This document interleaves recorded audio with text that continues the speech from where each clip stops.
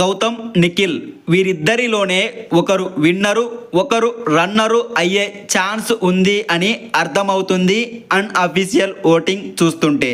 కానీ అఫీషియల్ ఓటింగ్లో ఎవరికి ఎలాంటి ఓటింగ్ పడిందో అన్నది ఎవరికి తెలిసే అవకాశమే లేదు.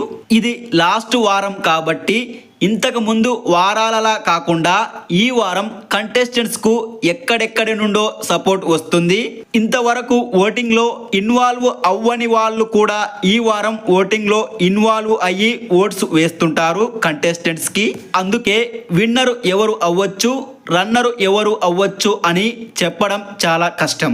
అయితే టాప్ 1 అయినా టాప్ 2 అయినా గౌతమ్, నిఖిల్ వీరిద్దరిలోనే ఉండడానికి ఎక్కువ ఛాన్స్ ఉంది.